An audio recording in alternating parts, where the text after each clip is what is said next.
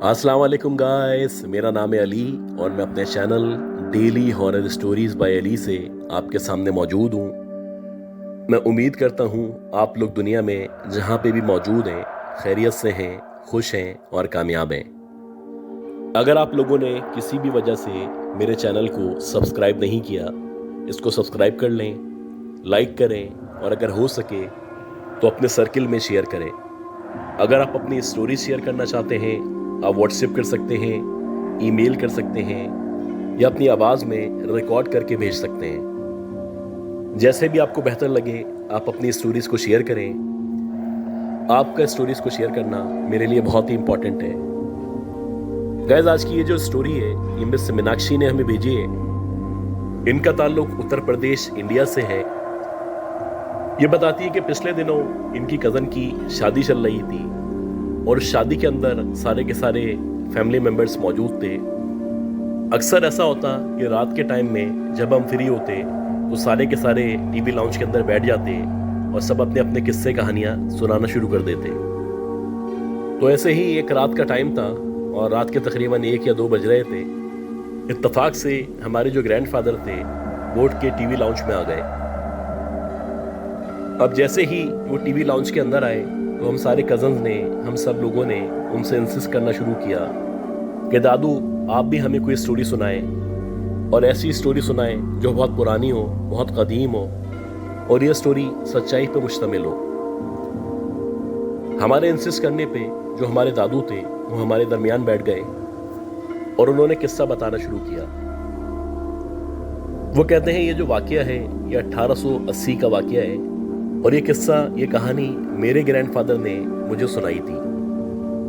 1880 में रामपुर से तकरीबन 10 किलोमीटर के फासले पे एक शख्स रहा करता था जिसको राजू तांगेवाला कहा जाता था। ये राजू तांगेवाला रामपुर से तकरीबन 10 किलोमीटर के फासले पे एक बहुत ही कदीम बस्ती थी, वहाँ पे रहा करता था। इसकी शादी हो चुकी थी। इसकी बीवी का नाम मधु था और इसके बेटे का नाम दीपक था।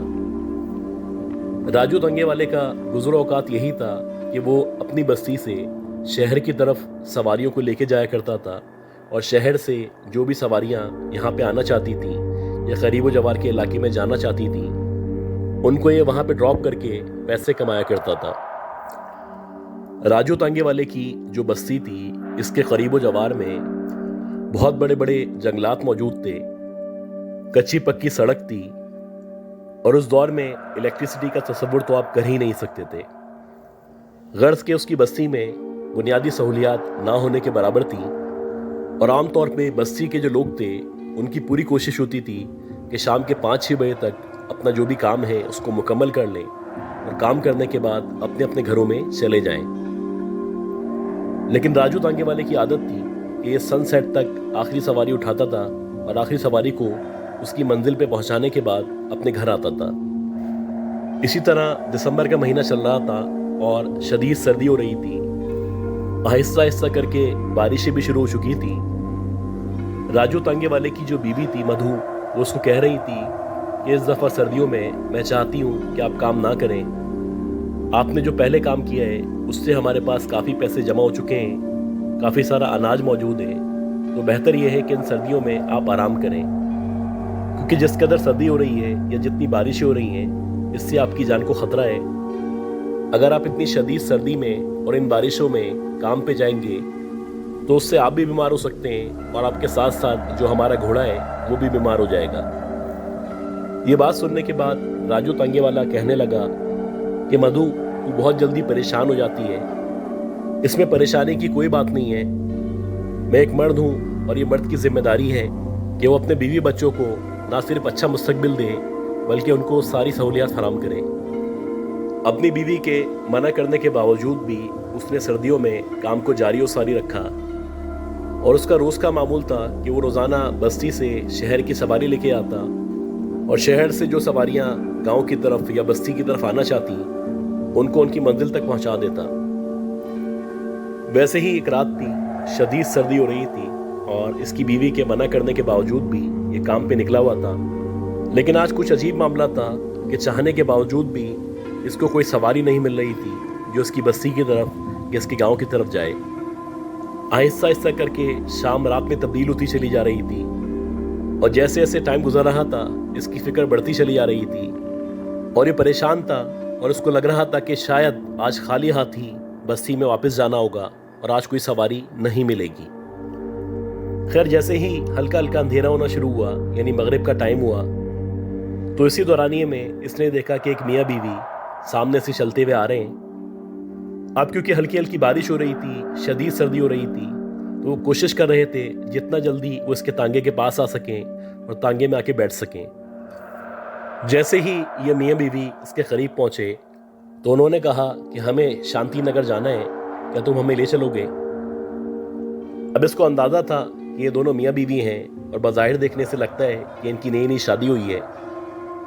اب اس کو مرغہ مل چکا ہے، اور اس مرغے کو یہ اپنی مرضی کے مطابق ذبح کرے گا۔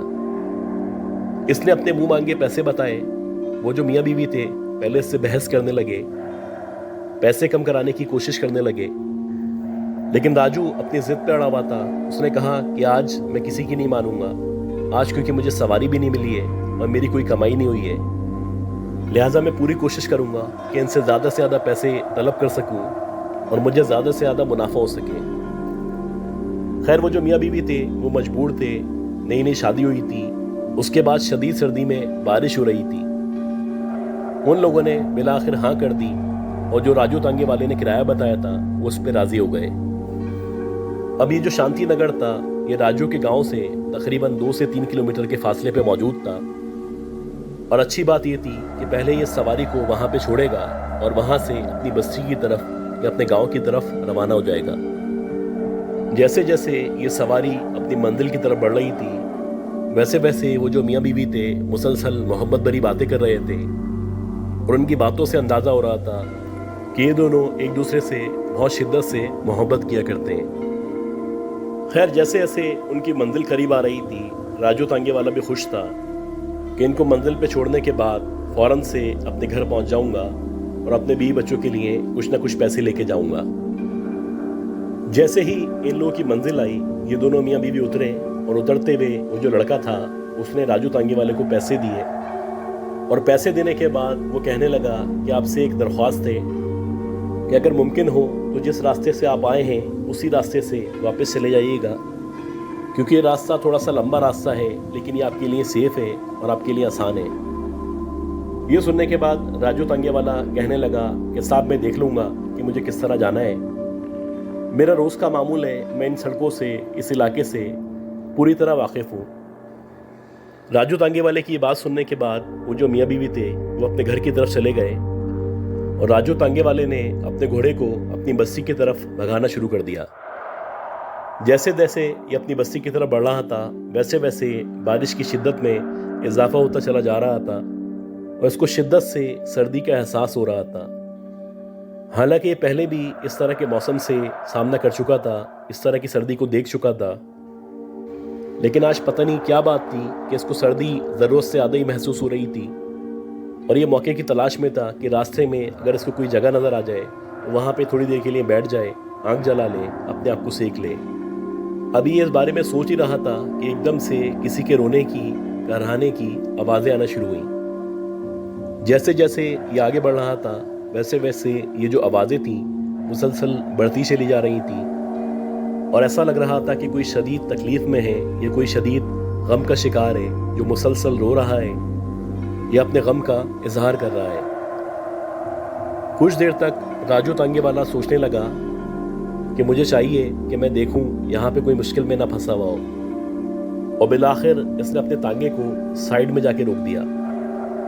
جیسے ہی راجو تانگے والے نے اپنے تانگے کو سائیڈ میں جا کے لگایا، ویسے ہی اس کا جو گھوڑا تھا وہ بھی عجیب حرکتیں کرنے لگا، عجیب سا بیہیو کرنے لگا، اور بظاہر ایسا لگ رہا تھا جیسے کہ جو گھوڑا ہے یہ بری طرح ڈر چکا ہے۔ خیر تانگے کو سائیڈ میں لگانے کے بعد راجو تانگے والے نے مسلسل آگے پیچھے کا جائزہ لینا شروع کیا، اور وہ اس آواز کو فالو کر رہا تھا کہ رونے کی آواز یا کہرانے کی آواز کہاں سے آ رہی ہے۔ جیسے جیسے یہ اس آواز کے قریب بڑھ رہا تھا ویسے ویسے یہ جنگل کی طرف بڑھتا چلا جا رہا تھا، اور اس کو یقین ہو چلا تھا کہ یہ جو آواز آ رہی ہے یہ کوئی زنانہ آواز ہے یا کسی عورت کی یا لڑکی کی آواز ہے۔ بالآخر تقریباً 5 سے 7 منٹ تک پیدل چلنے کے بعد उसको वो जगह नजर आई जहां से वो आवाज आ रही थी। और जब इसने जंगलों के बीच में देखा तो उसने देखा एक खंडरनुमा घर मौजूद है, और ये जो रोने की आवाज आ रही है ये उसके करीब से ही आ रही है, ये उस घर में से आ रही है। ये जो खंडरनुमा घर था बज़ाहिर देखने से ऐसा लग रहा था ये सदियों पुराना घर है, और इस घर के अंदर सालों से न कोई आया है न किसी का गुजर हुआ है। बहरहाल जैसे जैसे आवाज़ को फॉलो करते करते ये उस तरफ बढ़ा तो उसने देखा कि ये जो खंडर है इसकी कुछ सीढ़ियाँ बनी हुई हैं, और उन सीढ़ियों के ऊपर ऐसा लग रहा है जैसे कोई बैठा हुआ है, और जो भी बैठा हुआ है उसने अपना सर जो है वो अपनी टांगों के बीच में रखा हुआ है, जैसे कि आम तौर पे लोग अपना सर झुका के रो रहे होते हैं या रेस्ट कर रहे होते हैं। आहिस्ता आहिस्ता करके राजू तांगे वाला उसकी तरफ बढ़ रहा था, और जैसे जैसे ये उसके करीब बढ़ रहा था वैसे वैसे इसको यकीन हो चला था कि सीढ़ियों के ऊपर कोई औरत या लड़की बैठी हुई है, और बज़ाहिर देखने से ऐसा लग रहा है कि उसने काले कलर का लिबास पहना हुआ है। उसके जो बाल थे वो उसके मुंह के आगे पड़े हुए थे, और उसका जो मुंह था वो दोनों टखनों के दरमियान मौजूद था। मुसलसल वो नीचे देख रही थी और मुसलसल रो रही थी, कर्रा रही थी, और उसकी आवाज़ से लग रहा था कि वो शिद्दत गम से निढाल हो चुकी है। खैर जब राजू तांगे वाला उसके बिल्कुल करीब पहुंच गया और स्टेयर्स के सामने जाके खड़ा हुआ तो उसने वहाँ से खड़े खड़े ही उस औरत से पूछना शुरू किया कि आखिर तुम कौन हो, यहाँ पे क्या कर रही हो, और जो तुम इतनी बुरी तरह रो रही हो तो ऐसा क्या गम है जो तुम्हें रोने पे मजबूर कर रहा है। जब उसने ये सवालात किए तो वो जो औरत थी या वो जो भी लड़की थी या जो भी मखलूक थी उसने कोई जवाब नहीं दिया।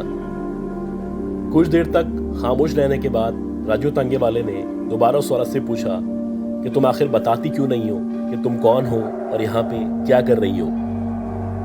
ये जो औरत थी ये दोबारा खामोश थी और उसने फिर भी कोई जवाब नहीं दिया था। तीसरी दफ़ा राजू तांगे वाले ने उसको आवाज़ देने के बजाय बराह रास्त उसको हिलाना या उठाना मुनासिब समझा, और जैसे ही वो आगे बढ़ा और उसने स्टेयर्स पे कदम रखा, अभी वो अपना हाथ उसके करीब लेके जाने ही वाला था कि एकदम से वो जो औरत थी उसने अपना मुंह ऊपर किया, और जैसे ही उसने अपना मुंह ऊपर किया तो राजू तांगे वाले ने देखा कि जो औरत है इसका चेहरा बहुत ही भयानक चेहरा है, और बज़ाहिर ऐसा लग रहा है कि इसके चेहरे पे बहुत सारे कट्स लगे हुए हैं और उसके चेहरे से खून रस रहा है। इसके साथ साथ उसने देखा कि इसकी जो आंखें थीं वो मुकम्मल तौर पे अंगारों की तरह दहक रही थीं, और इस अंधेरे और इस वीराने में ऐसा लग रहा था कि उसकी आंखें नहीं हैं बल्कि शायद कोई लाल कलर की रोशनी है जो उसकी आंखों से निकल रही है।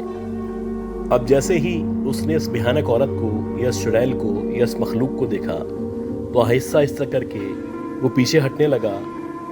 जैसे जैसे वो पीछे हो रहा था वैसे वैसे वो जो औरत थी वो सीढ़ियों से उतरती हुई इसकी तरफ बढ़ रही थी, और जैसे जैसे वो इसकी तरफ बढ़ रही थी तो उसने मुकम्मल तौर पे उसके वजूद पे या उसके जिस्म पे नज़र डाली। इसने देखा कि ये जो औरत है, ये जो मखलूक है, ये जो चुड़ैल है, इसका जो कद है वो तकरीबन 7 से 8 फीट के दरमियान है। इसकी जो उंगलियां हैं बहुत लंबी लंबी सी उंगलियां हैं और उन पे बहुत ही नोकीले नाखून मौजूद हैं। आहिस्ता आहिस्ता करके जब उसकी नज़र इसके पैरों पे पड़ी तो उसने देखा कि इसके जो पाँव हैं वो उल्टे पाँव हैं, यानी कि रिवर्स फीट हैं। उनकी उंगलियां पीछे की तरफ हैं और एड़ियां आगे की तरफ हैं। ना सिर्फ उसके पाँव उल्टे थे बल्कि उसके पाँव पे बहुत सारे ज़ख्म मौजूद थे, और ऐसा लग रहा था कि किसी शदीद किस्म के मर्ज़ का शिकार है। बहरहाल जैसे जैसे वो नीचे उतर रही थी वैसे वैसे इसको लग रहा था कि इसका आखिरी टाइम आ चुका है। इसकी ऊपर की सांसें ऊपर थीं, नीचे की सांसें नीचे थीं, और आज इसको अफसोस हो रहा था कि इसने अपनी बीवी की बात क्यों नहीं मानी। खैर जैसे ही वो मुकम्मल तौर पे नीचे आई तो राजू तांगे वाले ने फौरन से हनुमान चालीसा पढ़ना शुरू किया। जैसे जैसे ये हनुमान चालीसा पढ़ रहा था वैसे वैसे वो जो डायन थी या वो जो चुड़ैल थी या वो जो भी मखलूक थी उसने ज़ोर ज़ोर से हंसना शुरू कर दिया। इसी दौरानिए में जब उसने हंसना शुरू किया तो राजू तांगे वाले को यकीन हो चला था कि जो कुछ मैं पढ़ रहा हूँ शायद इसका भी इस पर कोई असर नहीं हो रहा। ये वापस मुड़ा और जितना तेज हो सकता था वहां से इसने भागना शुरू किया। जैसे जैसे ये तांगे की तरफ भाग रहा था वैसे वैसे इसको महसूस हो रहा था کہ اس کے پیچھے کوئی بہت تیزی سے بھاگ رہا ہے یا بھاری بھاری قدموں کی آوازیں جو اس کے پیچھے سے آ رہی ہے۔ اس نے مسلسل ہنومان چالیسے کا ذکر جاری و ساری رکھا اور اس دورانیے میں یہ تانگے کے قریب پہنچا۔ جب یہ تانگے کے سامنے پہنچا تو اس سے پہلے یہ تانگے کو کھولتا یا گھوڑے کو لے کے وہاں سے روانہ ہوتا، اس کی نظر تانگے کے برابر میں پڑی اور اس نے دیکھا کہ وہی عورت، وہی چڑیل یا وہی ڈائن اس کے تانگے کے بالکل برابر میں کھڑی ہوئی ہے۔ اب اس نے اور زور زور سے ہنومان چالیسا پڑھنا شروع کیا اور جیسے تیسے اپنے تانگے کو کھول کے اس پہ بیٹھ کے بھگانا شروع کیا۔ اور یہ جو کچھ اس نے کیا تھا، اس کو یقین نہیں آ رہا تھا کہ وہ اتنی بہادری کا بھی ثبوت دے سکتا ہے۔ اس نے جتنا جلدی ہو سکتا تھا یا جتنا تیز ہو سکتا تھا تانگے کو بھگانا شروع کیا اور یہ چاہتا تھا جتنا جلدی ہو سکتا ہے اپنے گھر پہنچ جائے۔ اس پورے راستے میں جو کہ تقریباً آدھے سے 1 گھنٹے کا راستہ تھا، اس کو وہ جو عورت تھی یا وہ جو چڑیل تھی وہ کہیں پہ بھی نظر نہیں آئی۔ پھر جیسے ہی یہ اپنے گاؤں یا اپنی بستی کے قریب پہنچا اور بس یہ اپنی بستی میں انٹر ہونے ہی والا تھا تو اس کو ایسا لگنے لگا جیسے جو بگی ہے اس کے اندر کوئی بیٹھا ہوا ہے یا اس کے اندر بیٹھ کے کوئی ہنس رہا ہے۔ جیسے ہی اس نے پلٹ کے بگی میں دیکھا تو اس نے دیکھا کہ وہی عورت، وہی چڑیل، وہی ڈائن اس کے گھوڑے کی جو بگی ہے اس کے اندر بیٹھی ہوئی ہے اور مسلسل اس کو دیکھ کے ہنس رہی ہے۔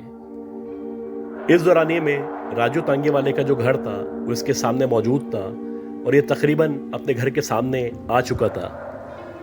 اب اس نے تانگے سے اتر کے جتنا تیز ہو سکتا تھا اپنے گھر کی طرف پیدل بھاگنا شروع کیا اور جیسے جیسے یہ تانگے سے اتر کے اپنے گھر کی طرف بھاگ رہا تھا یا اپنے دروازے کی طرف بھاگ رہا تھا، ویسے ویسے اس عورت کے یا اس چڑیل کے ہنسنے کی جو آواز تھی وہ مسلسل بڑھتی چلی جا رہی تھی۔ خیر جیسے ہی یہ اپنے گھر کے باہر یا دروازے کے سامنے پہنچا اور اس نے دروازہ نوک کرنا شروع کیا تو مسلسل دروازہ نوک کرنے کے باوجود بھی اس کی بیوی دروازہ نہیں کھول رہی تھی اور اس کی سمجھ نہیں آ رہا تھا کہ آخر ایسا کیسے ہو سکتا ہے۔ اس سے پہلے جب بھی یہ کام سے واپس آتا تھا تو اس کی بیوی عام طور پہ دروازے پہ کھڑی ہوتی تھی یا منڈیر سے جھانک رہی ہوتی تھی اور اس کا انتظار کر رہی ہوتی تھی۔ آج یہ بہت حیران تھا بلکہ پریشان تھا۔ ایک تو ویسے ہی مشکل تھی، اس کے پیچھے ایک چڑیل لگی ہوئی تھی، اس کے علاوہ اندر سے کوئی دروازہ کھولنے کو تیار نہیں تھا۔ بہرحال اس نے آہستہ آہستہ کر کے دروازے پہ زور دینا شروع کیا اور بالآخر جب اس نے 4-5 لاتیں ماری تو تب جا کے دروازہ کھل گیا۔ اب جیسے ہی یہ دروازہ کھلا تو اس نے سامنے دیکھا کہ اس کی بیوی اور اس کا بیٹا سامنے پڑے ہوئے ہیں اور ان دونوں کی گردنوں سے خون نکل رہا ہے۔ اب جیسے ہی اس نے یہ منظر دیکھا تو اس کی ایک دم سے چیخ نکلی اور اس کی سمجھ سے باہر تھا کہ اس کی بیوی کو، اس کے بیٹے کو بالآخر کس نے نقصان پہنچایا ہے۔ خیر یہ دوڑتا ہوا اپنی بیوی، اپنے بچے کے پاس آیا۔ یہ دردناک منظر تھا جو اس کے سامنے موجود تھا۔ یہ شدت غم سے نڈھال تھا، مسلسل چیخ کے رو رہا تھا اور آج اس کو افسوس ہو رہا تھا کہ اس نے اپنی بیوی کی بات کیوں نہیں مانی تھی۔ خیر ابھی یہ مسلسل کبھی اپنی بیوی کے پاس جاتا، کبھی اپنے بیٹے کے پاس جاتا، ان لوگوں کو چومنے لگتا اور رونے لگتا۔ اسی دورانیے میں ایک دم سے اس کو لگا کہ اس کے دروازے سے کوئی اندر انٹر ہوا ہے اور جیسے ہی اس نے پلٹ کے دیکھا تو اس نے دیکھا وہی چڑیل، وہی ڈائن، وہی عورت اس کے دروازے سے اندر کی طرف آ رہی تھی اور ویسے ہی اس کے منہ سے، اس کے دانتوں سے بہت سارا خون ٹپک رہا تھا اور یہ دیکھ کے اندازہ ہو رہا تھا کہ اس کی بیوی کو اور اس کے بیٹے کو بھی اسی ڈائن نے یا اسی چڑیل نے ختم کیا ہے۔ خیر اگلے ہی لمحے وہ جو عورت تھی یا وہ جو چڑیل تھی یا وہ جو بھی ڈائن تھی وہ ایک دم سے اس کے سینے پہ آ کے بیٹھی اور جیسے ہی وہ اس کے سینے پہ آ کے بیٹھی تو اس کو یقین ہو چلا کہ اب یہ بھی نہیں بچے گا۔ اگلے ہی لمحے وہ جو ڈائن تھی اس نے اپنے دانت راجو تانگے والے کی گردن پہ رکھے اور اس کے بعد اس کا بھی وہی حال ہوا جو اس کی بیوی کا، اس کے بیٹے کا ہوا تھا۔ یہ سٹوری سننے کے بعد ہم لوگ مکمل طور پہ خوف میں مبتلا ہو چکے تھے اور ہم میں سے کوئی بھی ایسا نہیں تھا کہ وہاں سے اٹھ کے جاتا اور جا کے پانی پی لیتا۔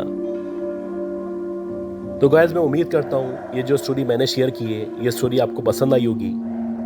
اگر آپ کو یہ سٹوری پسند آئی ہے تو پلیز میرے چینل کو لائک کریں، سبسکرائب کریں، شیئر کریں۔ دعا کریں کہ اللہ تعالیٰ مجھے، میری فیملی کو، ہم سب کو صحت دے، زندگی دے، سلامتی دے۔ اپنا خیال رکھیے گا۔ اللہ حافظ۔